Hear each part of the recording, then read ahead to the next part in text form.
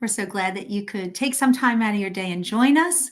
Let's dive in. So, our theme for 2026 is open at the top. Our theme for February is embracing the edge. And the title of our talk today is The Edge of the Known. The Edge of the Known. So, let's see, what else do I say to kick things off? We have our message, our meditation, our message, and our music. And if you have any prayer concerns or celebrations that you would like us to include later in our service, please let us know. Just drop it in the chat, and Reverend Charlene will be sure to include that when she gets to our prayer, which we call affirmative prayer or spiritual mind treatment. And she'll include your celebrations or your prayer concerns at that time. All right, that's what I say to kick things off. Sit back, just take a breath. You made it here, and enjoy our welcoming video.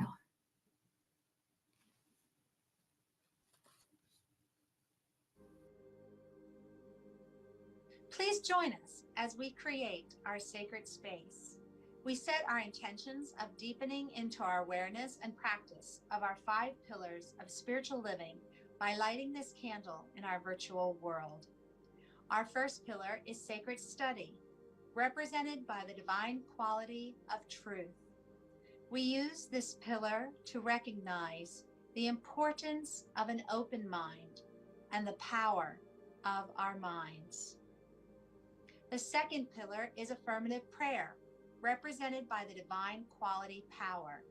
This pillar honors the power of prayer in our daily lives. Our third pillar is meditation and the divine quality of peace. This pillar reminds us of the importance of meditation and the peace we feel when we quiet our minds. The fourth pillar is circulation and the divine quality of life. We know that the great law of circulation works in our lives. As we give, so shall we receive. And the fifth pillar is sacred service and the divine quality of love. This pillar affirms our call to be of service to our world as we see through the eyes of love. Let us close our eyes as we bless this sacred space and our time together. As we weave each of these pillars of spiritual living into our service today, may they deepen our own spiritual practices of study, prayer, meditation, circulation, and service, expanding our minds and our hearts to the 5 divine qualities of truth, power, peace, life, and love. We also bless everyone who made our service possible today and everyone in attendance. May the energy of love that is generated here bless everyone abundantly, and so it is. And so it is. And now it's our time for meditation. So, just like I said earlier, if you haven't done so, or let's just do it again because it feels so good, just take a deep breath and relax and sink a little deeper, maybe into your chair, or just get into a comfortable position, shrug your shoulders, wiggle your toes, whatever you have to do to just join us in this moment of meditation. So I was listening to my favorite little meditation app this week, Insight Timer, and I came across one that I really liked. I always enjoy listening to Reverend Melinda Jacobs, but I found one, I stumbled upon one, and it got me thinking, and it also is a wonderful practice to include in your meditation or whenever you just need to take that pause in life. So I'm going to start our meditation today with a visualization. I'd like you to picture 2 beams of light. You can picture like headlights on a car, or maybe you have 2 flashlights, one in each hand. So you have 2 beams of light shining out. But then I want you to visualize, almost like a Venn diagram, that these two lights move and they merge into one. And what happens to that light when these two separate lights merge? You know the answer. All of a sudden, that light is so much stronger. And that leads us into our meditation for today. This is called the in and out meditation. And what we do when we meditate is we are connecting the mind and the body, connecting the mind with the body. And just like those two beams of light, what happens when we connect the mind with the body? That light becomes so much stronger. Our vision is clearer, right? Or more clear. We can see better. And that's the whole concept of meditation. So let's begin as we always do. Once again, take an in breath and exhale. And now what I want you to do to align the mind with the body is as you breathe in, I want you just thinking about what you're doing. I am breathing in, and just focus on that in breath. And as you exhale, I am breathing out.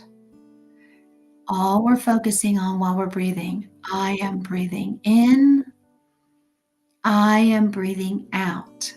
And I'm going to stay quiet for a few moments just to allow you to experience that. So let's begin.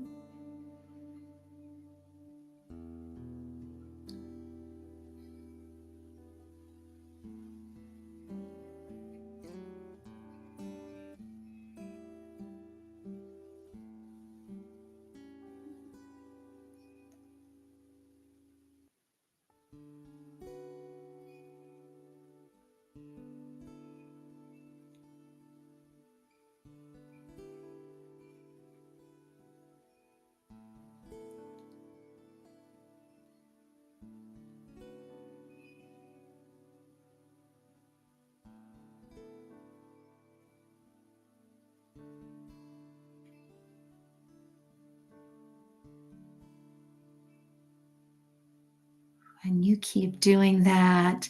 If you find your thoughts start to about something I have to do later, just send it off on its way. And notice as you're focusing on your breath, I am breathing in, I am breathing out. There's no other thoughts.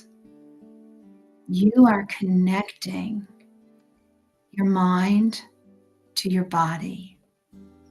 You are making it one. You're not living on the edge.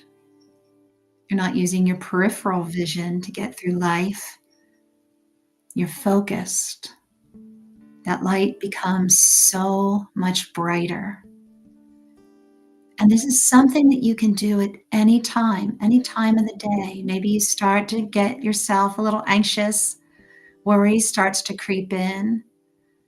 This is when you can just stop, pause, focus on the in-breath. I am breathing in, I am calm. I am breathing out, I smile. I am breathing in, I am breathing out.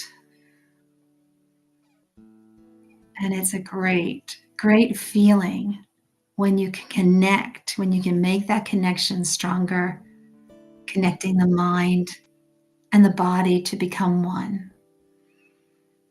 All right, as you sit back and keep that relaxed state, please enjoy our music with Soul Pajamas.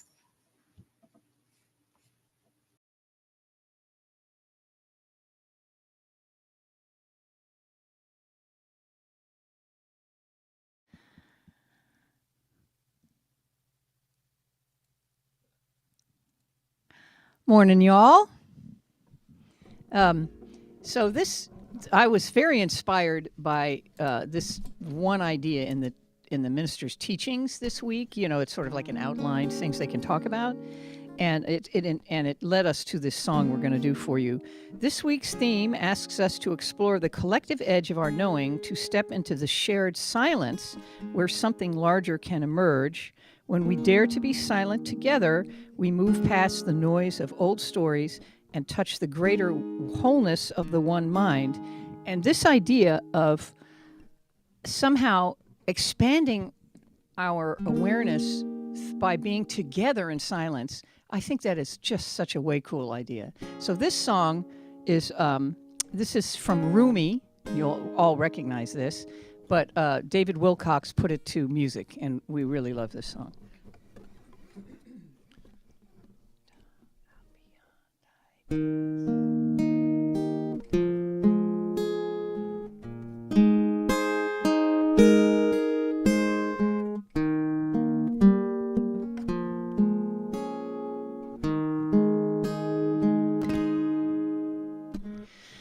Out beyond ideas of wrongdoing and right doing, there is a field, I'll meet you there.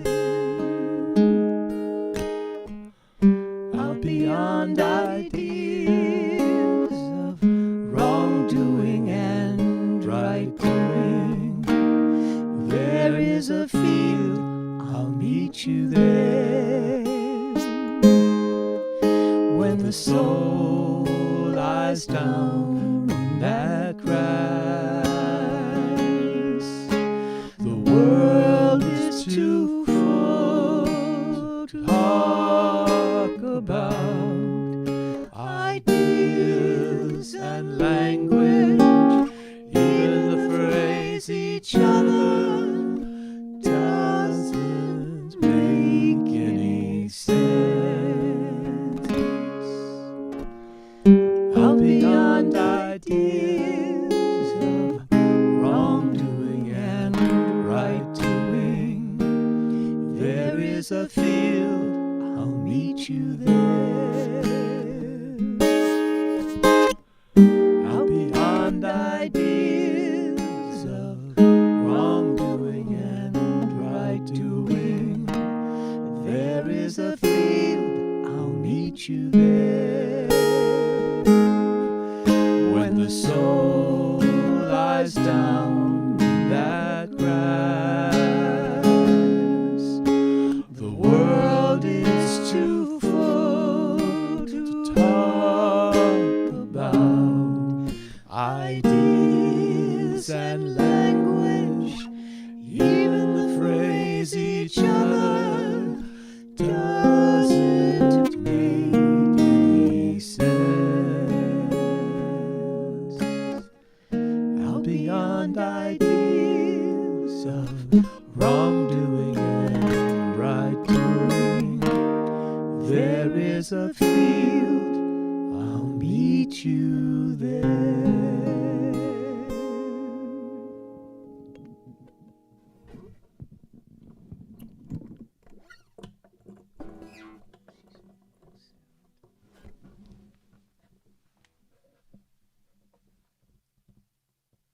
Sorry, my microphone. Thank you for the beautiful song. I'll meet you there beyond the field. I love that Rumi poem. That's what I was saying when you couldn't hear me talking. But, I mean, we talk about the silence. Tamara, I love your meditation about aligning the two lights, the lights that we are one with. But sometimes it's our thinking that pulls us from the oneness, and then we, what they said, the field of all possibilities, where each other, that word doesn't even make sense. There is the oneness, and that's what we're talking about. So today, the title is The Edge of the Known. So if you're following along, we've had our multiple topics, right, during the week, during the month. And as I look at my handy dandy tool that takes me through all of the talks, that's what Aaron was referring to. We started with living on the inner edge, and then walking the edge of life, And now we're the edge of the known. And of course, next week it's going to be the edge of the possibilities or the possible. But right now, if we're talking about the edge of the known, that would imply that we're aware that we do not know everything that there is to know, period. Now, you hear some people tell it, they think they know everything. I know, I'm looking at you, Charlene. Sometimes, we start thinking, oh, I've seen everything. I'm of a certain age and I just kind of know everything. No, you don't. I was listening to my favorite astrophysicist, Neil deGrasse Tyson. Shout out to Neil, as if we are friends. We're friends in my head. He and a guest were talking about the universe and quantum and all of the things. And they did agree that we know about 4% of what there is to know about the universe. 4. And they were going to say 95% is unknown, but they were like, to be quite honest, 96% of it is unknown. It's so curious then why we speak with such certainty about how things work when we don't even know. We don't even know. And I suppose it's a human nature thing. It's a human nature tenet that we approach things as if we already know, because we do not want to start anything with a beginner's mind. Listen to the conflict in that sentence. We don't like to start things with a beginner's mind. How else would we start anything except as a beginner? No. A lot of people don't want to be a beginner, so they don't start anything new. They don't do new things. They don't fail because they're not starting anything new. How do you know that you're always on that edge of the known, reaching into the unknown and maybe even into possibilities? You are failing a little bit. You're failing kind of often. Good. Congratulations. I need you to fail often, because what it means is you're trying things that you've never done before. And if you're not failing, it's probably because you're not pushing yourself. But that's not what I wanted to talk about today. I want to get into this topic of good and bad. The good and the bad. Now, I know they just sang a song and I wrote it down. It said, out beyond the ideas of right doing and wrongdoing, there lives a field of all possibilities. It's a field. I'll meet you there was the actual words. So when we think about right and wrong, aren't we coming from the concept of knowing everything? As if we could see the big picture, knowing what the meaning is behind all things, and then judging something in the moment as right or wrong. I mean, no. Why do we do that? Again, human nature. We want to put things in tidy little boxes because then we'll feel safer. Because the truth about reality is it's making itself up as we go. It's unfolding as we look for the thing. Quantum physics talks about the field of possibilities, how there's only a wave of probability until you look at it, until you decide with your consciousness, you decide what you're looking at, and then things arrange themselves and they go, okay, sure, that's what we're doing then. So if you look for it, it says, okay, yes. If you ask, if you're looking at your life with a certain point of view, things arrange themselves to agree with you. The universe always says yes. So from a quantum physics, they're proving it every day. From a standpoint of without an observer, the particles behave like a wave of possibilities. They're everywhere all the time. That movie, Everywhere All at Once. There's another word. Everywhere all at once. There's another preposition, but you get it. Here's the thing. The universe is waiting for us to determine what it is we want to experience, and then it goes, okay. But there's also something beyond that.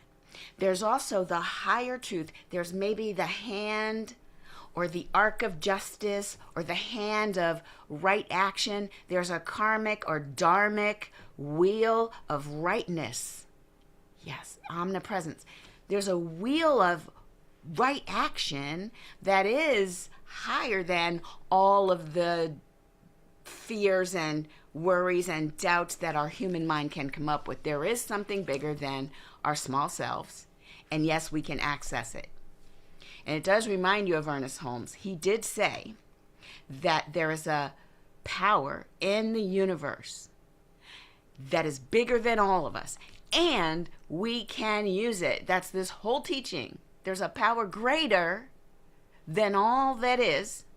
That divine power is for the highest good. It's for the goodness of all, and we can use it. Of course, a Christian person who may have been raised in a particular type of denomination, not going to pick one and yell at it and make them wrong. It's not about that.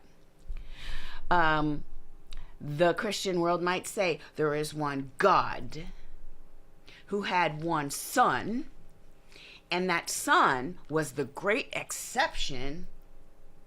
So worship the son and you should be all right. Now that's a teaching, that's a choice. And it's been going on for a couple thousand years. So it's a entrenched thought.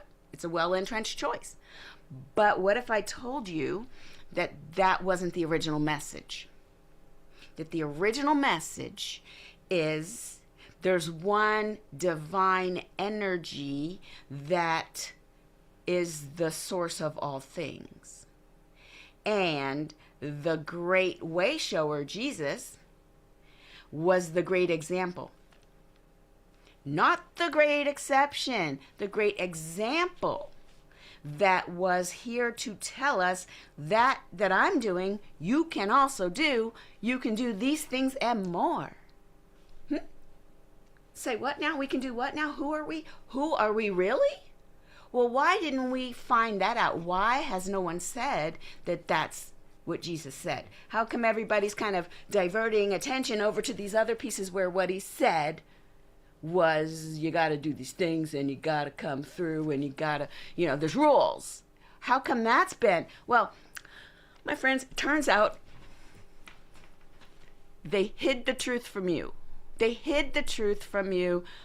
Some monks in the world of writing down what the apostles always told us, they were in the business of writing down all kinds of scriptures.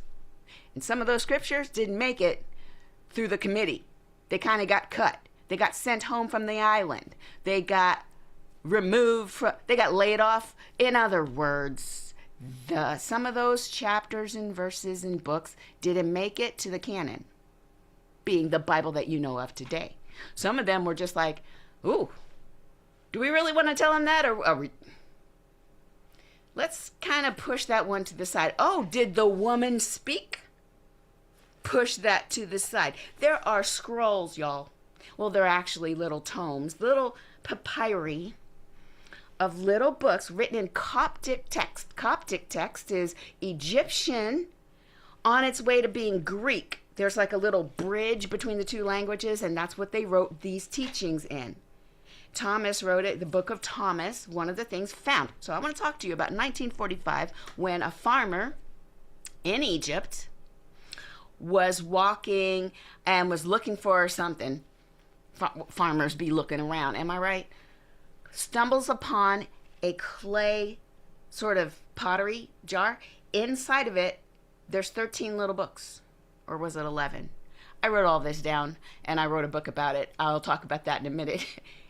All these little books, little sayings from Jesus to the disciples as told through Thomas.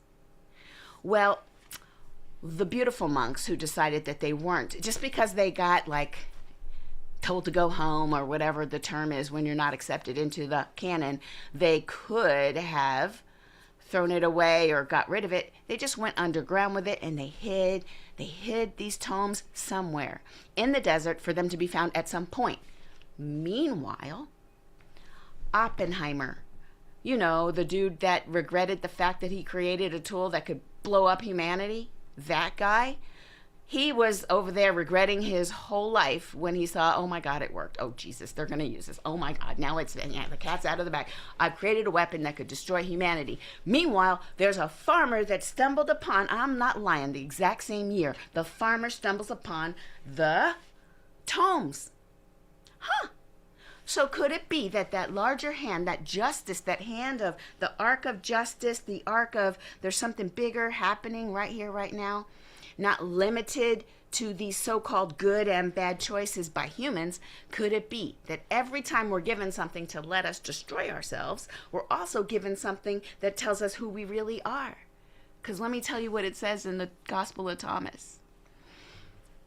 Anyway, I wrote a book about it. I'll give you the link. The book is now in review. I want you to be one of my reviewers. Some of you already got the thing in the, I sent a text. Some of you already have it. And of course, that was on a different machine. So I'm going to pull up this so-called book, right? So that you're supposed to review. That's the Gospel of Mary. She's next. But let me pull up the other one. Sorry, it's taking me so long. Here's Thomas, and now I'm going to share with you. I found a couple of verses that are going to be perfect for what I have to talk to you about, and what better way than to hear Thomas talk to us about it. So I'm going to zoom in, and I'll share this with you. As I said, I'll share it with you soon. The introduction talks about what I just explained, right? So I'm just going to scroll down. Now, for my talk here, I've decided that the point one, so if we're talking about things that are hidden, things that are silent, things that are right on the edge of what we already know, it would have to be the part where he says, whoever finds the meaning of these sayings. And so the first one. The Coptic saying, I can't even pronounce that, but that's how you know this is based on the real thing. The literal translation says, and he said, whoever finds the meaning of these sayings will not taste death. Okay, what does that mean? Well, tasting death? Well, let's read it in today's speak, modern rendering. To understand these words is not an intellectual exercise. It's a shift in consciousness. When you truly grasp what is being pointed to here, you step outside the illusion of mortality, not because your body becomes immortal, but because you recognize that what you truly are was never born and can never die. Now, take yourself back to whatever roots you have spiritually. Didn't they say that the life of Jesus was eternal? And didn't they make it seem like it was just Jesus? And what these Gnostic Gospels are telling us is that it's not just Jesus. He was telling his disciples, everything I'm doing, this is the truth about all of us. And we need to not seek to limit ourselves with the information that's been given to us. We need to rise above it and know the truth. All right, there's another thing. What are we filling the silence with in order to avoid hearing? Now, a lot of us, and I'll stop sharing for a second as I get you into your next point. A lot of us are filling up the silence all the time. I mean, I loved Tamara's meditation today. We were silent as we breathed in and out. We could just tell ourselves in our head, I'm breathing in, I'm breathing out. So just the silence itself has so much to teach us that if we were to just sit and be in our own presence, a lot of the things that keep us anxious and worried and living in the future or in the past, those dissolve into the present moment, which we've already agreed is the only place where our true power lies. So we're in the present moment. We're breathing in and out. We are silent. Ernest Holmes taught us in The Science of Mind that if we found out who we really were, where we are actually creating our reality with what we're paying attention to. He didn't say quantum physics says that as soon as you put your attention on it, you collapse the wave of possibilities and you create your own reality. He didn't say those words, but homeboy was saying it underneath. He was saying our conscious awareness is what brings us our experience. So if we only knew who we really were, if we only came home to who we really are, then we would bring so much more presence into our lives, and it would be a blessing to everyone. And Ernest said, if I could have 1,000 people that could do this, the world would be completely different. Think about the monks. the monks who were walking through, how they gathered thousands of people as these monks made their pilgrimage from way south to DC. And they gathered so much attention, not by what they said, but by who they were. They brought a presence with them. And it wasn't just their clothes. It wasn't just their look. They had a sense of something bigger's happening right here, right now. And if we only turn toward it, you will find love.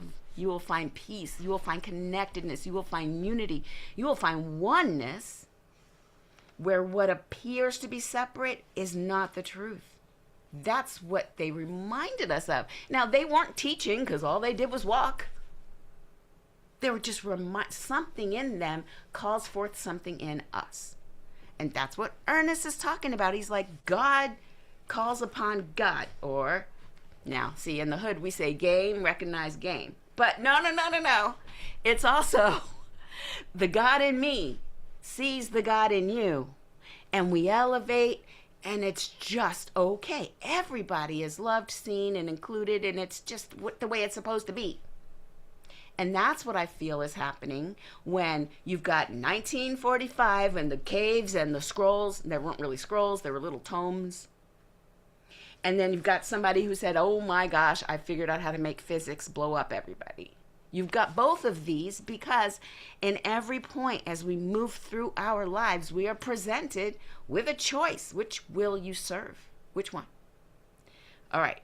Now let's talk about this collective, because we said, Ernest Holmes said, if I could find 1,000 people who know it and use it, the world would no longer be famished. Thomas has a saying number 23. All right, let me scroll up and I'll start sharing again. I kind of love this little tool, but then I'm a geek, so y'all have to tell me. I get excited about things. Saying number 23, clicking this button, 23. It says, I shall choose you, this is the literal translation, I shall choose you, 1 from 1,000 and 2 from 10,000, and they will stand as a single one. That kind of matches kind of what Ernest was saying. But then here's how we can take that into our modern day speak. Awakening is rare, and it is individual. But those who awaken do not remain separate. They recognize each other and they stand as one. This is not elitism. It is simply the nature of consciousness recognizing itself. Game, recognize game. 1,000 may hear the teaching, 1 absorbs it. And then, of course, it has nothing to do with people being unworthy. It's because readiness cannot be made in a factory. I'm just going to let that sink in. I love this thing. Now, the next, let me stop sharing this. Take you to my third talking point here. Now, silence. If silence is the place where all of the truth about us is born and it shows up, it's kind of like what we mentioned before when we said the womb is darkness. It's empty.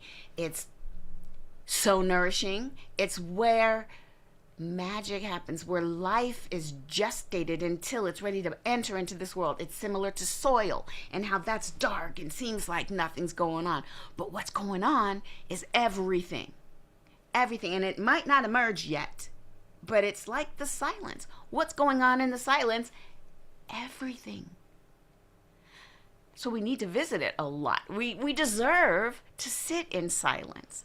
So we have the idea of being silent together, which Aaron talked about being really blown away by. There's something about sitting in silence together, or watching the monks walking in silence together. And here's where the Thomas Gospel might have something to say. So I'll go ahead on back in, go back to the little section, and I need to find saying number 5. Where Jesus said, know what is before your face, and what is hidden from you will be revealed to you. Know what is before your face, and what is hidden from you will be revealed to you. There's nothing hidden that will not be made manifest. Of course, our modern reading says, reality is not hiding from you, you're hiding from it, which is why you don't want to sit and be silent. You're hiding from yourself. Sorry, that's me. That's the Charlene interjection. I get to do that. The present moment, the thing directly in front of you right now, contains everything. When you stop projecting the past and the future into the moment, what was invisible becomes obvious. The universe is transparent to the one who is truly present. Every mystic tradition agrees. The veil is not between you and God. The veil is your own distracted mind. Not bad. Not bad at all. This is exactly what our practice is about. This is why we come to the Center for Spiritual Living, or to any unity, any new thought teaching that seeks to go beyond what we've been told, beyond what things were taken away from the Bible. And I can now look at a Bible and say, yeah, but what aren't you saying? I see what you're saying, but what aren't you saying? Because now we have more information. We have more information, and it's so telltale, the things that were left out. You could just reverse engineer the reasoning behind leaving it out. We didn't even touch Gospel of Mary. That's next week. I feel like part of me is kind of like, and the other part is like, they're both living in the same being. The part that's like, I knew it. And the other part that's like, okay, let me go with it. And so I want this for you as well. Everything that unfolds in your life, look for it. Look for the messages that it's here to teach us. And is it seeking to, should we pull something away? Sometimes what we're learning is, we can let go of that assumption and let go of that habit and let go of that thing, and I'll become more of who I am. And sometimes it's adding in a little bit more of self. Because as you pull away all the not self, you come to the one, and then taking those two beams of light and putting them together and multiplying. When we know that we know who we really are, wow, can't wait to see it. All right, let's go within and have a prayer, because this time goes by fast. I am so aware, keenly aware, that there's only one life, one universal source. Some call it God, some call it Muhammad, some call it Buddha, Yeshua, Yahweh. There are many names for the one, but all names lead to that one presence that is in everything. And it's not only just everything it has ever created, for it is also all of the possibilities of everything. So therefore, no matter where we are, there it is. This presence, this divine high idea of ourselves and each other. We are already connected, and we are coming into the awareness that we are already connected. We're unified, but we're not uniform. We get to be who we really are, and we can be gloriously, fabulously not like anybody else, and still be in unity with each other. That is the beautiful, beautiful feature of this divine life that we're a part of. And so I release this idea of any lack or limitation, and I embrace the idea of infinite possibility. And for each and every one of us, I speak my word. We are whole. We are abundant. Things are looking up, and they are changing in this moment. We are releasing ourselves from whatever shackles we had been bound to, and we are stepping into a free and open and loving world that greets us with a smile and a little bit of a prayer and a little bit of a nod, because I see you. You are God seeing God as God. And I know that all is well. So I simply say thank you for all of these unfolding, beautiful, beautiful outcomes that have already begun. And so I simply say thank you, life. Thank you, Father, Mother, God. Thank you, infinite spirit of possibility. I release my word. I let it be. And so it is. Ashe.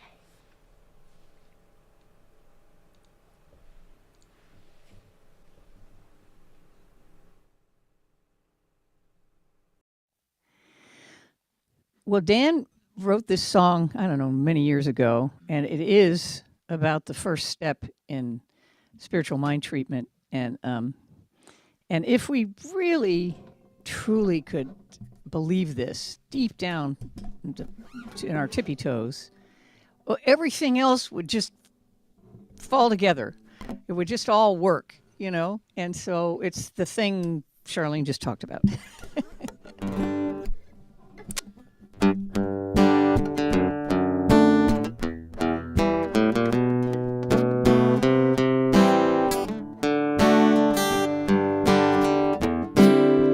God is all there is in my heart,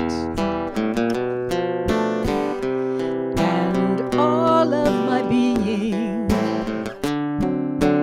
Even when the hour is dark, God is all there is. God is all there is in my mind, and all of creation. All that we're hoping to find, God is all there is. God in you, God in me, God in everything, everything. All is well, all is good.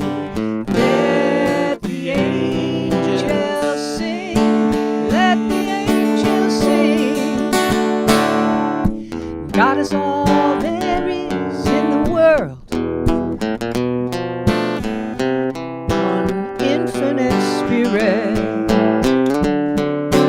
Open up your mind to the truth that God is all there is. God in you, God in me, God in everything, everywhere, everything. All is well, all is good. Let the angels sing, let the angels sing. God is all there is in my heart. This I must remember, even when the hour is dark. God is all there is. Even when the hour is dark, God is all there is. Okay, now everybody back there, sitting there in your pajamas or your Valentine's Day red sweaters. So you're going to help sing us out here, and it's real easy. So here we go. God is all there is. God is all there is. Sing it to me, people. God is all there is. Woo-hoo. 'Cause God is all there is. Ain't it the truth? Oh, God is all there is. Don't you know that God is all there is? Make it big. God is all there is. Yeah.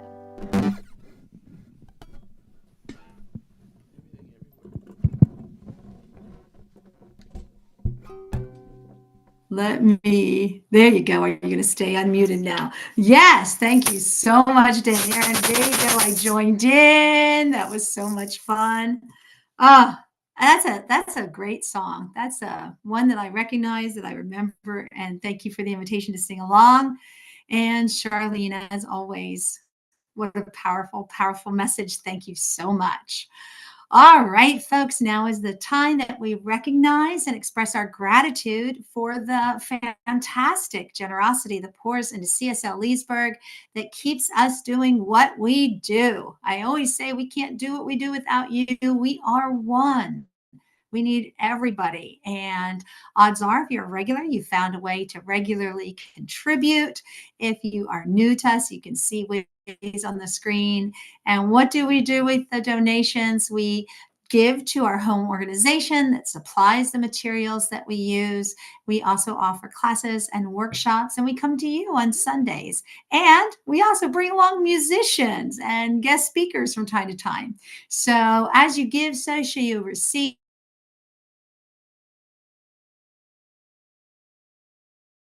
You heard that in the practice. All right, please join me with the blessings of the gifts. And as you read these words, just realize that we're not just talking about the donations here. We are talking about the gifts that you give. You are indeed the gift to everyone who sees you and knows you and who you encounter. All right, here we go. The presence of Spirit within me blesses everyone I meet, tends to heal everything I touch, brings gladness in the life of everyone I contact. Therefore, I am a blessing to myself, to humankind, and to the day in which I live. And so it is. All righty, let's see what announcements we have today. The edge of the known.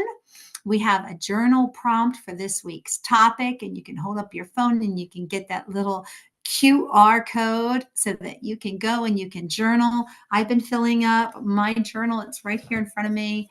While Charlene talks or our guest speakers, I take notes, and I love that I can just fill up my journal, and I can take as many pages as I need. And I can add other thoughts too that I have, things that hit me during the message or the meditation or the music. Or I dedicated a little page to watching the monks speak at the National Cathedral this week and what was their message that they brought to us. So this is my journal for recording my spiritual growth and also reminding myself this is part of my toolbox that I go to. There's also the weekly affirmation app that you can use. And I love that. I'm starting to make that part of my practice. And our weekly affirmation is I trust the mystery beyond what I can explain. I love that as we explore what does it mean to be embracing the edge. All right, folks, before we do our closing affirmation, I want to remind you, hang out with us if you can. This is our little virtual coffee hour where we chat, we touch base, we check in with each other. How is your week? How's life going? Sometimes we share books that we're reading. Sometimes we share movies or TV shows, or sometimes we just kind of comment on, so what's happening out there in your part of the world, or what are you concerned about? What are you celebrating? This is our little virtual coffee hour. We call it Pearls, where we also share anything that resonated you with the message or the meditation or the music. So a little commercial. If you can, please stay. If you can't, know that we're going to send you off with our love and our blessings as soon as we do our closing affirmation. All right, guys, yesterday was Valentine's Day, a day of love. And we know that it's not just a day of love, it is a state of being. So let's go into that and join me in saying, I am love. Let me hear you. I am love. Love. Beautiful. All right. Send this message out to somebody who might be in the room with you, family, furry friend, or just a friend, or you know that we are all connected. So you can send this across the miles. You can send this out to anybody. And odds are they'll be like, wait a second, I just felt something. I just had a thought. So here we go. You ready? You are love. You are love. You all are love. Love that. Love that. And now put your hands up in the air with a big all Valentine's Day. Here we go. You ready? It's all love. Love. That is a little explosion effect. All right. If you can stay, like I said, please join us, hang out with us, give us a little bit of your time, a little bit more of your time. If you can't, we're sending you off with our love and our blessings, knowing that you will have a magnificent week.